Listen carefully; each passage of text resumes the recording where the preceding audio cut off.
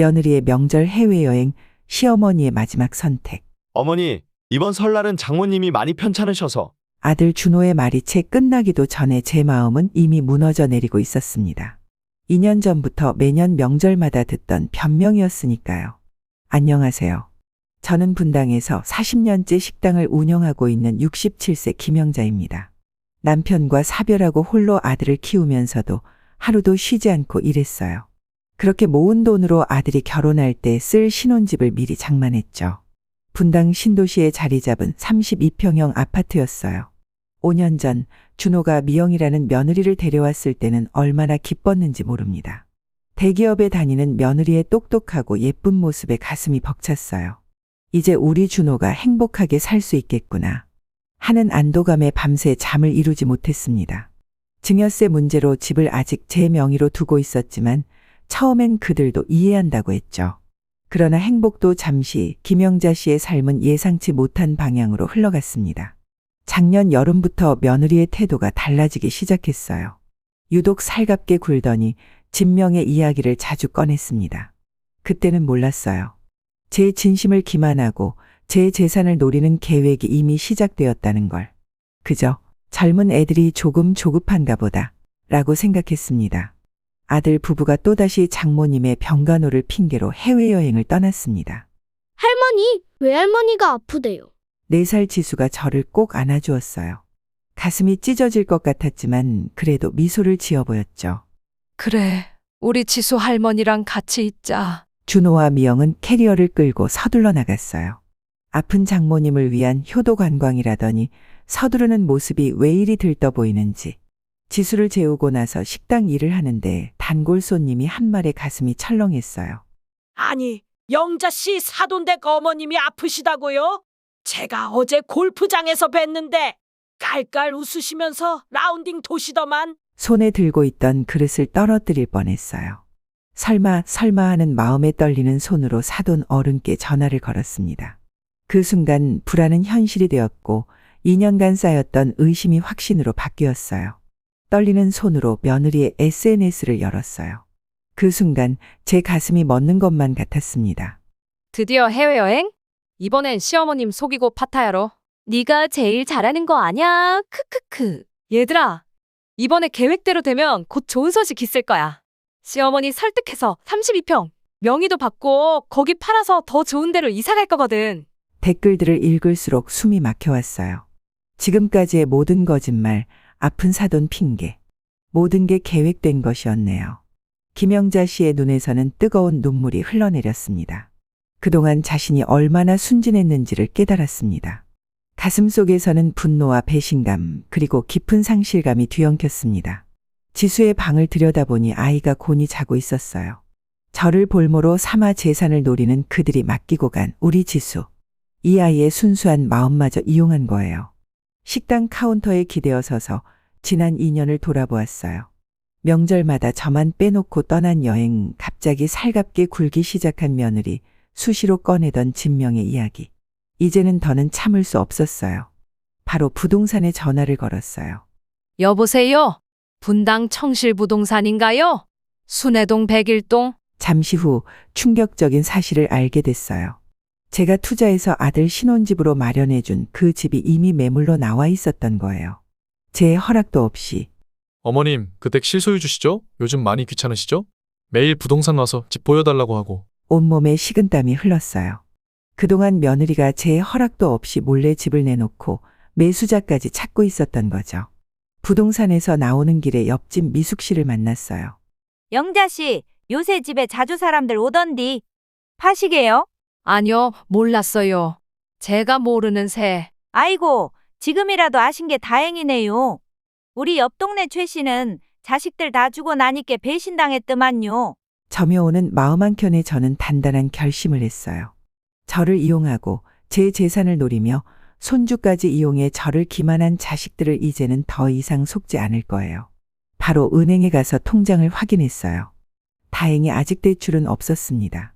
며느리가 제 도장을 이용해 무슨 짓을 했을지 모르니까요. 그리고 바로 부동산에 전화했어요. 제가 집주인입니다.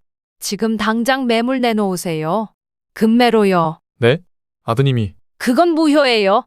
제 명의로 된 집이니까 제가 결정할 수 있죠. 아, 네, 그렇죠. 그런데 입주자가 한 달 안에 비워달라고 하세요. 제가 직접 얘기할 테니까요. 전화를 끊고 한참을 생각에 잠겼어요. 이렇게 급하게 결정하는 게 맞을까? 하지만 지금 아무 조치도 취하지 않으면 며느리가 다른 방법을 쓸지도 모른다는 생각이 들었습니다. 그리고 법무사 사무실을 찾아갔어요.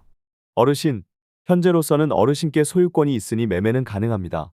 다만 임차인이 있는 경우 임대차 보호법에 따라 2년간의 계약 기간이 보장되어야 해요. 제 자식이에요. 증여도 안 한 상태고 제가 투자 목적으로 사둔 집인데. 아, 그러시다면 전세 계약서나 임대차 계약서는 작성하셨나요? 아니요. 그냥 신혼집으로 들어가서 살게 했어요. 그렇다면 법적으로는 무상거주에 해당됩니다. 집주인이신 어르신께서 언제든 사용을 요구하실 수 있죠. 가슴이 덜컥 내려앉았어요. 이렇게 법적으로 아들과 싸워야 한다는 게. 법무사 사무실에서 나오는 길 갑자기 다리에 힘이 풀렸어요. 길가 벤치에 앉아 깊은 한숨을 내쉬었죠. 내 아들과 법적 싸움을 해야 한다니. 문득 지수의 천진난만한 웃음이 떠올랐어요. 할머니, 사랑해요. 하며 안기던 그 모습. 이렇게 법적 다툼이 시작되면 지수는 어떻게 될까? 눈시울이 뜨거워졌어요. 하지만 지수 때문에라도 이대로는 안 되겠다는 생각이 들었어요. 거짓말로 속이고 재산을 노리는 부모 밑에서 자란다면 지수도 그렇게 자랄 텐데. 식당으로 돌아오는 길에 40년 전 일이 떠올랐어요. 남편이 갑자기 세상을 떠나고 젊은 나이에 홀로 아들을 키우며 식당을 시작했던 그때. 얼마나 많은 고난과 역경을 이겨냈나요? 그때도 이겨냈는데 이번에라고 못 이겨낼까요? 주방에서 일하면서도 마음은 복잡했어요. 가족이라는 이름으로 나를 이용하려 했던 아들. 하지만 그들이 아무리 그래도 내 삶은 내가 지켜내야 했습니다. 아무리 우리가 힘들어도 시어머님 재산은 건드리면 안 돼. 왜? 어차피 나중엔 우리 거 될 텐데. 바보야. 지금은 효부 코스프레 하는 거야.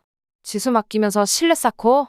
SNS에서 본 며느리와 친구들의 대화가 머릿속을 맴돌았어요. 식당 일을 하면서도 눈물이 자꾸 났습니다. 그때 단골 손님 박 씨가 들어오셨어요. 영자 씨, 무슨 일 있어요? 얼굴이 많이 안 좋아 보이네. 아니에요. 그냥. 에이, 얼마나 속상하면 이러겠어요. 말해봐요. 저도 모르게 눈물이 왈칵 쏟아졌어요. 오랫동안 단골이신 박 씨 앞에서 참았던 마음이 터져나왔습니다. 제가 뭘 그렇게 잘못했는지 집 한 채 마련해 준 게 이렇게 배신당할 일인가요? 세상에. 그래서 지수는 어쩌고? 손주 핑계대면서 제 마음 약하다는 걸 이용한 거죠. 이제는 제 재산까지. 박 씨의 따뜻한 위로에 한동안 울음이 멈추지 않았어요. 가슴 속에 묻어두었던 서러움이 본물 터지듯 쏟아져 나왔습니다. 영자 씨, 이제 결심을 하셔야죠. 자식이라고 다 내 편이 아니에요. 그래요. 이제 알겠어요. 더 이상은 안 되겠어요. 지수가 잠든 방을 바라보며 생각에 잠겼어요. 파타야에서 휴가를 즐기고 있을 아들과 며느리. 그들이 돌아오기 전에 제가 먼저 움직여야 했습니다. 휴대폰을 열어 법무사 사무실에 전화를 걸었어요. 변호사님, 제 재산을 지키고 싶어서요. 자초지종을 설명하자 변호사님이 말씀하셨어요. 어르신, 잘 오셨습니다. 우선 매매 계약은 집주인이신 어르신 허락 없이는 성립될 수 없어요. 그리고 지금 당장 하실 일이 있습니다. 네, 말씀해 주세요. 우선 현재 상황을 증거로 남기셔야 해요. SNS 내용도 캡처해 두시고, 그리고 무단으로 매물로 내놓은 것도 입증할 수 있게 준비하셔야 합니다. 그날 밤 한숨도 잘 수 없었어요. 하지만 더는 망설일 시간이 없었습니다. 다음 날 아침 가장 먼저 한 일은 며느리의 SNS 게시물을 모두 캡처하는 것이었어요. 친구들과 주고받은 댓글까지 하나하나 증거로 남겨두었습니다. 그리고 곧바로 법무사 사무실로 향했어요. 어르신, 이런 증거들이면 충분합니다. 이제 매매 절차를 진행해 보시죠. 마침 며칠 전부터 문의가 있었던 매수자가 있었답니다. 시세보다 조금 낮은 가격이었지만 빠른 매각이 필요했기에 바로 계약을 진행했어요. 일주일 후 아들과 며느리가 휴가에서 돌아왔어요. 엄마, 저희 왔어요. 지수는 잘 있었죠? 며느리의 살갑던 목소리가 이제는 가식으로만 들렸어요. 지수야, 이제 가자. 네, 할머니, 안녕히 계세요. 천진난만하게 손을 흔드는 지수를 보며 마음이 아팠지만 이제 돌이킬 수는 없었습니다. 이틀 뒤 법무사를 통해 내용 증명을 보냈어요. 어머니, 이게 무슨 소리예요? 집이 팔렸다니. 아들의 다급한 전화가 걸려왔습니다. 응, 내 집이니까 한 달 안에 나가주면 좋겠구나. 이럴 순 없어요. 우리 보고 어디로 가라는 거예요? 너희가 그동안 몰래 매수자 찾던 것처럼 나도 내 마음대로 팔 수 있는 거야. 하지만 지수도 있고. 지수 핑계 대지 마라. 너희가 얼마나 교활하게 지수까지 이용했는지 다 알아. 전화기 너머로 들리는 며느리의 울음소리가 가식적으로 들렸어요. 어머님, 저희가 잘못했어요. 한 번만 더 기회를. 이제 와서 그런 말이 통할 것 같니? SNS에 올린 글들 부동산에 몰래 매물 내놓은 거? 다 알고 있단다. 순간 전화기 너머가 조용해졌어요. 이게 무슨... 어머니, 저희가 정말 큰 잘못을 했습니다. 며느리의 목소리가 떨렸어요. 하지만 이제는 그런 연기에 넘어가지 않을 거예요. 잘못을 알았으면 한 달 안에 이사 준비해라. 새로 들어올 사람들 기다리고 있어. 어머님, 제발 그러지 마세요. 지수 학교도 있고. 며느리가 울먹이며 말했지만 더는 그런 감정에 흔들리지 않았어요. 미영아, 파타야 여행은 재미있었니? 친정어머니 병간호는 잘하고 왔고. 순간 며느리의 숨소리가 멎는 것이 느껴졌어요. 어머님, 그게 이제 연극은 그만하자. 너희가 얼마나 뻔뻔하게 거짓말을 했는지 이제야 다 알았어? 그날 이후 아들과 며느리는 매일같이 찾아왔어요. 처음에는 애걸하듯 사정하더니 나중에는 협박까지 했죠. 어머니, 이러시면 저희가 법적으로 대응할 수밖에 없어요. 그래? 한번 해보렴. 불법 전대차 계약은 누가 했는지, 집주인 동의 없이 매물 내놓은 건 누구였는지? 결국 그들은 한 달 만에 짐을 쌌어요. 마지막까지 지수를 앞세워 제 마음을 흔들어 보려 했지만 이제는 달랐어요. 할머니, 우리 이사 가요. 지수의 눈물 어린 얼굴을 보며 마음이 찢어질 것 같았지만 꾹 참았어요. 거짓과 기만으로 가득 찬 그들 밑에서 자라는 것보다 차라리 이게 나을 거예요. 집이 팔리고 새로운 주인이 들어왔어요. 젊은 부부였는데 제가 운영하는 식당에 자주 들른답니다. 어머니, 덕분에 좋은 집을 얻었네요. 앞으로도 자주 들를게요. 순수한 그들의 미소를 보고 있으면 제가 한 선택이 옳았다는 생각이 들어요. 이제 저는 제 식당을 더 열심히 하면서 하루하루를 보내고 있어요. 가끔 지수 생각이 나서 마음이 아프지만 그래도 후회하지는 않습니다. 자식이라는 이름으로 모든 걸 참고 견디다가는 결국 자신의 인생도 망치게 된다는 걸 깨달았으니까요. 여러분도 저처럼 자식들의 거짓된 행동으로 고민하시는 분이 있다면 더는 참지 마세요. 가족이란 이름으로 자신의 인생을 망치지 마시고 단호하게 대처하시기 바랍니다. 그리고 얼마 전 아들이 다시 연락을 해왔더군요. 어머니, 정말 죄송합니다. 이제야 제가 얼마나 큰 잘못을 했는지 깨달았어요. 아들의 목소리에서 진심이 느껴졌지만 아직은 시기상조라고 생각했어요. 준호야, 네 마음은 알겠다.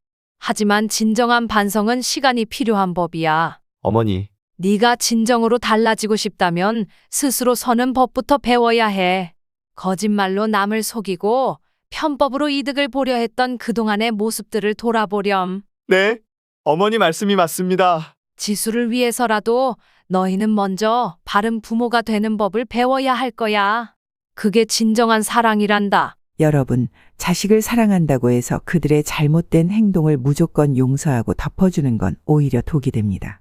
때로는 단호하게 거절하고 스스로 성장할 시간을 주는 것이 진정한 부모의 사랑이 아닐까요? 이제 영자 씨는 아들 부부가 진정한 반성과 성찰의 시간을 가지길 기다리고 있어요. 그들이 올바른 부모가 되어 지수에게 좋은 본보기가 되길 바라면서요. 인생은 누구에게나 실수와 후회가 있습니다. 하지만 그것을 인정하고 바로잡으려 노력할 때 우리는 비로소 한 걸음 더 성장할 수 있는 것 같네요. 가끔 손자 지수의 웃는 얼굴이 그리울 때면 가슴이 아프지만 언젠가 모두가 진정으로 성장하여 다시 만날 수 있을 거라는 희망을 품고 있습니다. 김영자 씨의 이야기는 우리에게 가족 간의 신뢰와 존중의 중요성 그리고 때로는 고통스러운 선택이 필요할 수 있다는 교훈을 줍니다. 그녀의 용기 있는 결정은 많은 이들에게 삶의 지혜를 전해주고 있습니다.